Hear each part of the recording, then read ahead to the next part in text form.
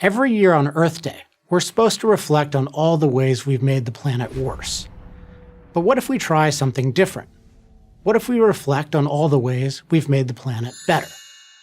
Try this thought experiment.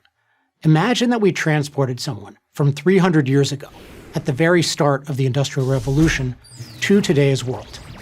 What would he think about our environment? Without question, his reaction would be one of disbelief. Not that we had destroyed his pristine natural world, but that such a clean, healthy environment was possible. The air is so clean, our time traveler might say. Where I come from, we're breathing in smoke all day from the fire we need to burn in our furnaces and stoves. And the water. Everywhere I go, the water tastes so fresh, and it's all safe to drink. On my farm, we get our water from a brook we share with animals, and my kids are always getting sick. And then the weather. I mean, the weather isn't that much different, but you're so much safer in it. You can move a knob and make it cool when it's hot, and warm when it's cold. And what happened to all the disease? In my time, we had insects everywhere giving us disease.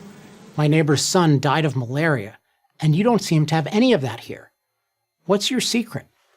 I'd tell him that the secret was energy, specifically energy derived from fossil fuels, oil, coal, and natural gas. These fuels power machines that allow us to transform our naturally hazardous environment into a far healthier environment. Most of the natural world is too hot or too cold, has too much rainfall or not enough. Then there's bacteria-filled water, disease-carrying insects, tornadoes, earthquakes, and tsunamis, to name just a few of nature's unpleasant features. As our time traveler noted, 300 years ago, human beings spent a lot of time breathing polluted air from indoor fires. As unhealthy as it was worth the warmth.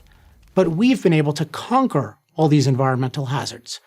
We've drained swamps, reclaimed land, cleared forests, built roads, constructed glass and steel skyscrapers. We've irrigated deserts, developed fertilizers and pesticides, linked oceans, all of it in humanity's incredibly successful effort to create a safer, cleaner, more habitable world.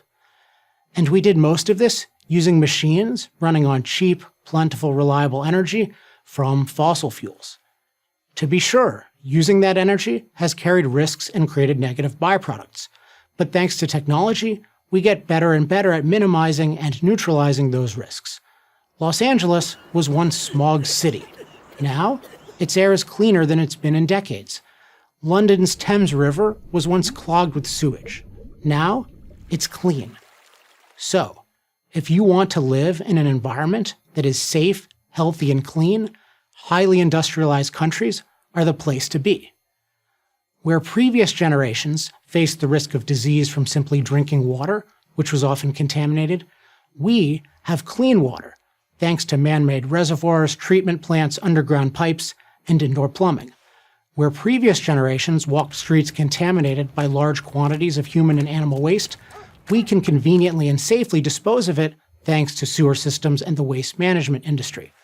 Where previous generations faced large-scale death whenever there was a severe freeze or heat wave, we can live in a comfortable climate year-round, thanks to insulated homes and modern high-energy heating and air conditioning. And the list of such life-improving positives goes on.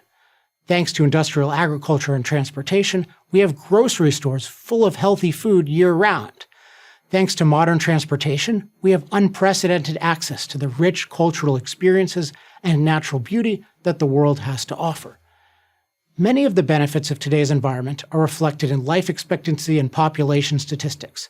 The average person lives longer in better health than ever before.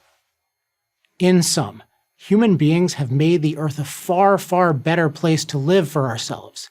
Yet even though life is better than ever, we are racked with guilt over our industrial development.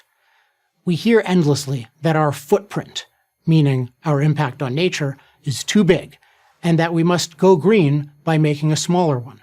We are made to feel bad for the impact that we have on land, on water, on plants, on animals. But mastering nature is precisely how human beings survive and flourish. It's time to stop thinking about how to save the planet from human beings and resume thinking about how to improve the planet for human beings.